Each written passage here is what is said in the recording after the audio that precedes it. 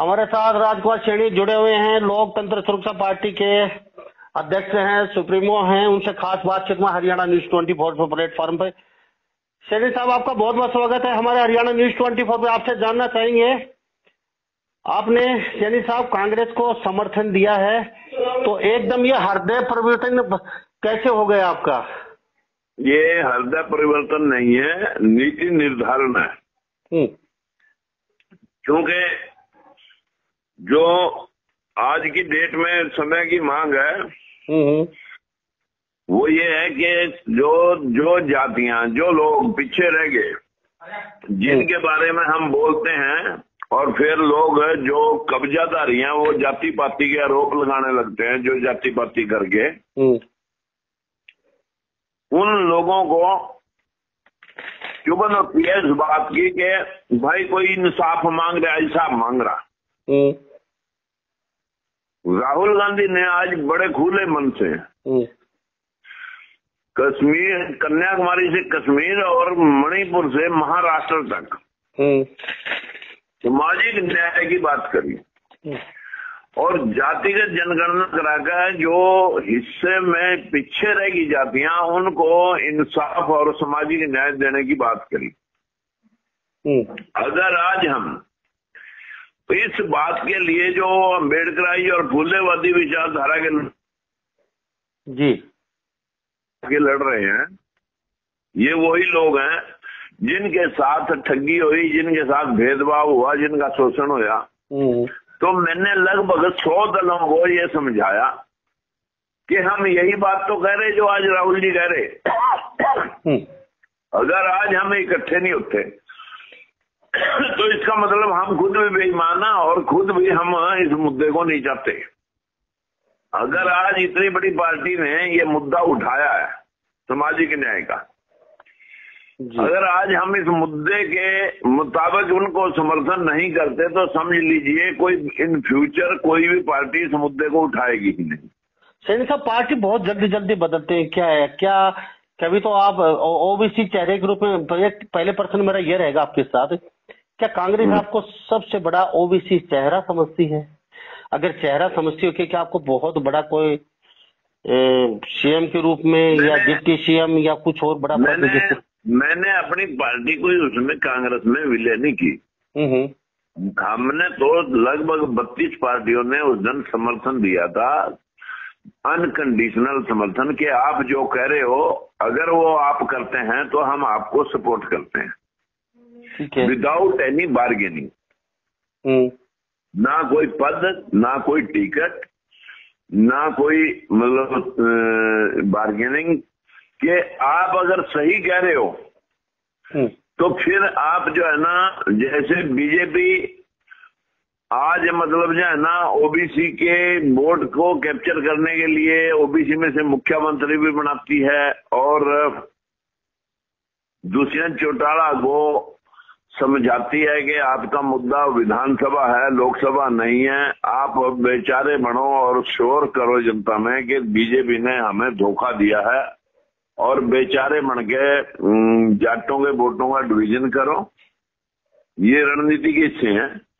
और anti incumbency जो मनोहर लाल खट्टर के खिलाफ किसानों की, ओल्ड पेंशन स्कीम वाले बच्चों की और कर्मचारियों की, और जो बेरोजगार बच्चे हैं उनके पेपर लीक होकर के उनके ऊपर लाठी चार्ज की, कच्चे कर्मचारियों के पक्के करने की, सफाई कर्मचारियों की, बहुत सारी किसानों की रिजेंटमेंट है, सरपंचों की रिजेंटमेंट है। रामकुमार गौतम ने एक इंटरव्यू में कहा था, आप कहते कि 100% आरक्षण दे दो सबको, तो उन्होंने कहा था क्या देश को डबोना है? उन्होंने कहा था ब्राह्मणों के खिलाफ बोलते, कभी जाटों के खिलाफ बोलते हैं, तो ये क्या है? अगर आप ओबीसी चैरिटी बड़े हैं तो ओबीसी के लिए राजकुमार सैनी ने क्या कर दिया?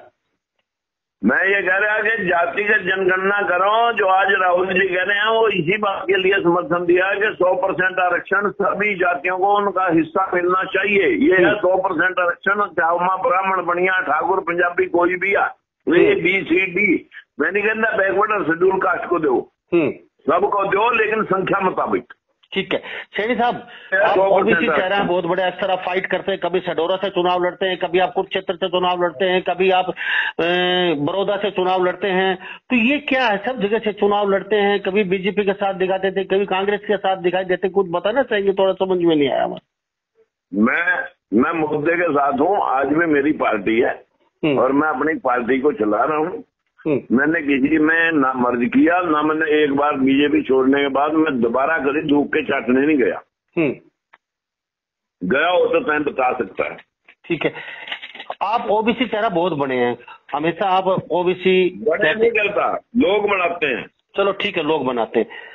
आप काफी बड़े बड़े पदों पे रह चुके हैं, खुद की अपनी पार्टी है, ओबीसी समाज के लिए आपने कोई एक बड़ा मुद्दा बता दीजिए, कुछ आज तक किया हो। खाली आप जब सत्ता में होते हैं, जब पावर होती है, उस समय आरोप प्रत्यारोप में आप निकाल देते हैं समय, और कहीं ना कहीं जो काम करने को होते हैं वो कर नहीं पाते, उसमें आपके रह जाते हैं, और आप कहीं ना कहीं बस इधर उधर की बातों में घूम आपका समय व्यतीत कर देते हैं। क्या सही है ये? अब आपको सुनेंगे आप, मैंने क्या करा। हाँ, ओबीसी के लिए जैसे ही मैंने आवाज उठाई थी बंसीलाल की सरकार में, बंसीलाल की सरकार में, वहां भी मैंने भेदभाव देखा।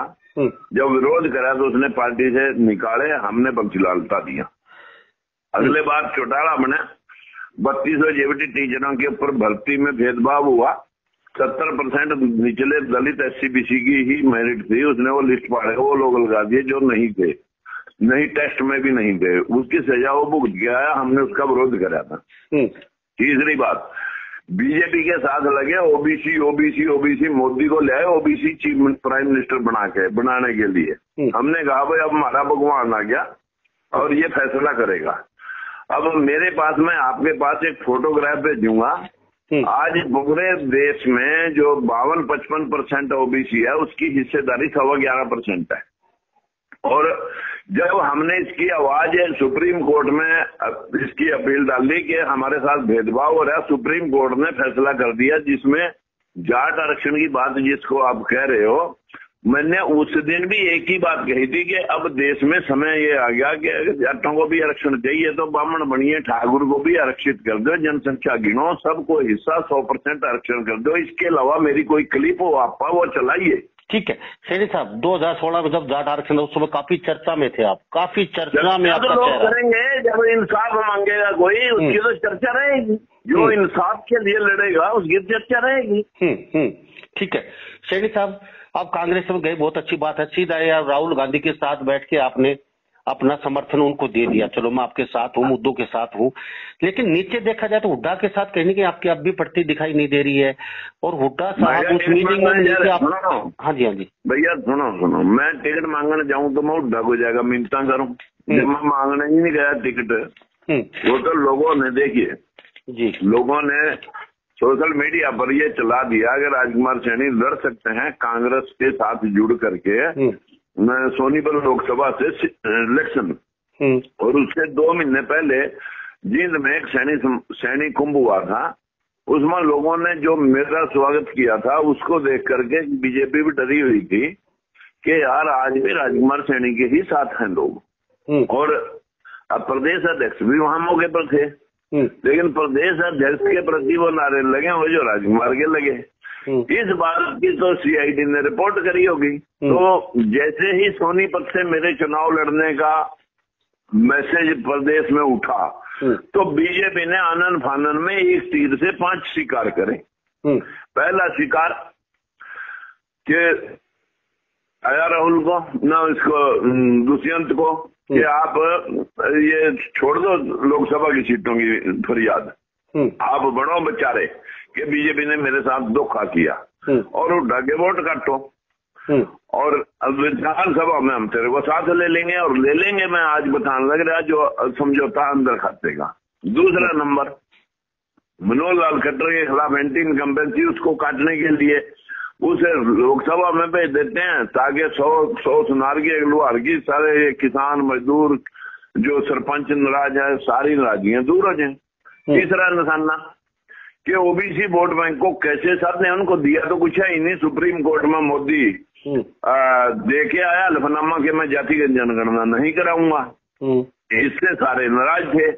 अब इसका निशाना इस वोट बैंक को प्रदेश वाइज कैसे साधने, हर प्रदेश में बीजेपी ने पुराने जितने बड़े लीडर थे उनको हटा के अपने नए नए जो है ना ओबीसी के कुछ सारी जातियों के समीकरण साध करके उन्होंने चीफ मिनिस्टर बनाए। और हरियाणा में भी चीफ मिनिस्टर राजकुमार सैनी के साथ कहीं ओबीसी कांग्रेस की तरफ रुख न कर दे तो हमारे भाई को चीफ मिनिस्टर बनाया।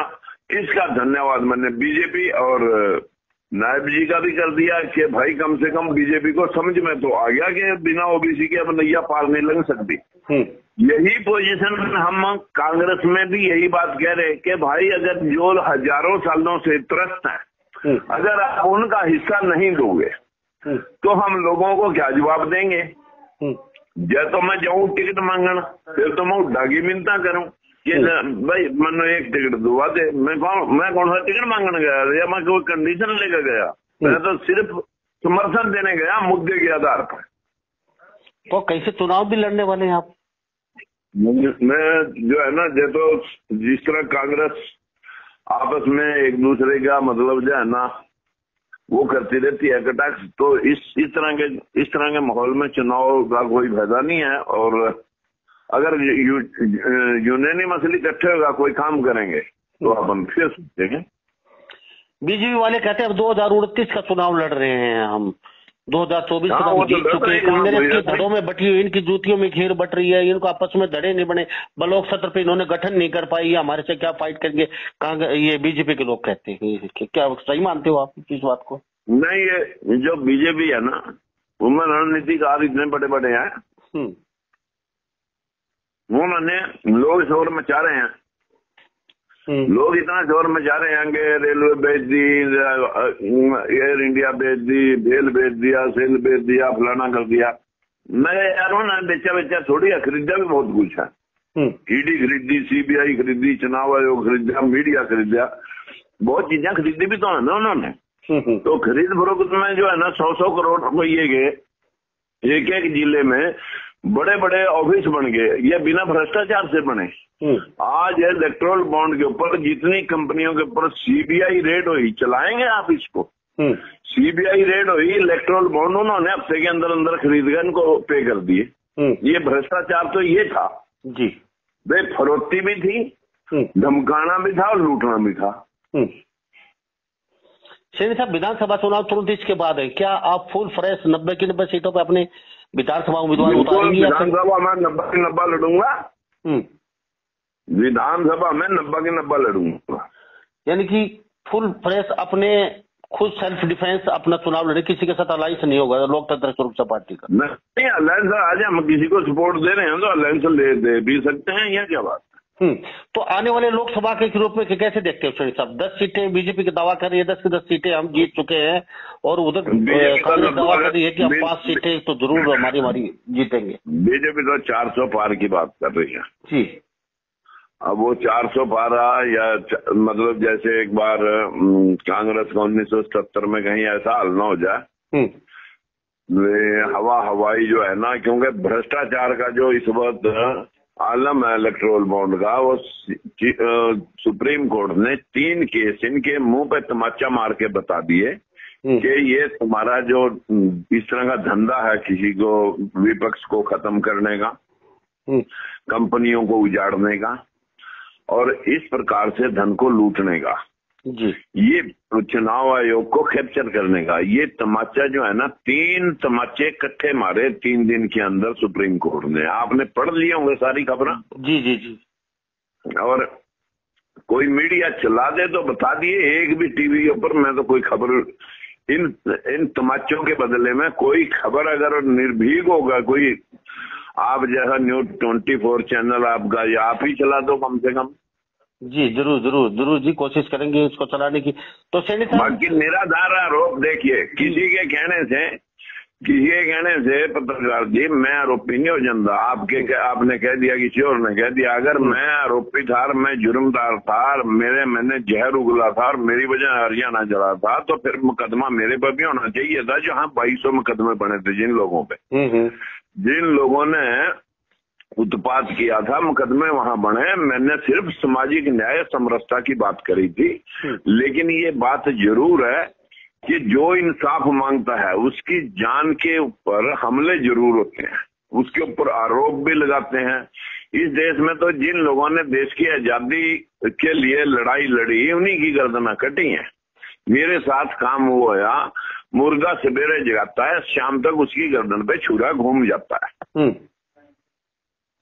सैनी साहब, ओबीसी वर्ग के लिए करना क्या चाहते हैं आप? कहते हैं कि भी ओबीसी पिछड़ा है। इंसाफ, इंसाफ। किस तरीके के इंसाफ चाहिए आपको? अभी थोड़ा सा हिस्सेदारी चाहिए भाई। अगर जो देश का निर्धारण है 55% लोग 11% में अपने से 5वां हिस्सा, और जो लोग 5-10% है वो ले रहे हैं अपने से 5 गुना। अभी यही भेदभाव जो है ना, जब तक देश में चलेगा तो देश का सामूहिक विकास नहीं हो सकता। ये तो देश का विनाश हो सकता है। सबका साथ, सबका विकास, कोरा बकवास। लेकिन जब आप सत्ता में था, जब आप पावर थी, जब नहीं उस सिस्टम को बदल पाए, अब सत्ता से बाहर आप पावर नहीं, आप कैसे बदल पाएंगे? सुनो, मैं कहाँ चीफ मिनिस्टर रहा भाई। मैं तो लड़ता लड़ता बंसीलाल से मर गया, लड़ता लड़ता चौटाला से मर गया, लड़ता लड़ता बीजेपी से मर गया। मैं तो 8 महीने रहा बीजेपी में। 8 महीने बाद मैंने कह दिया था ये तुम्हारी चपड़ास पड़ी। अगर तुम ओबीसी के साथ इंसाफ सुप्रीम कोर्ट के फैसलों के बाद भी नहीं कर सकते तो ऐसे नापुंसक लोगों की सरकार में हम नहीं रहते। आप निकाल दो मेरे को जी। तो सैनी साहब, कुछ और कहना चाहेंगे हरियाणा प्रदेश के लोगों को चलते चलते?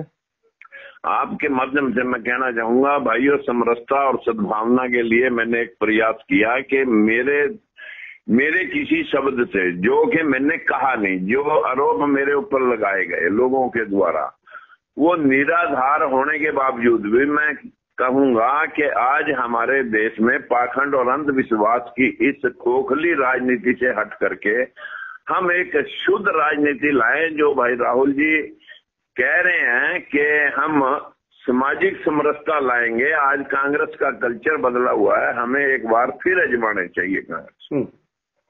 सैनी साहब, बहुत बहुत धन्यवाद। आपसे बातचीत किया, आपका कीमती समय लिया, हमारे न्यूज़ 24 प्लेटफॉर्म पे आए आप।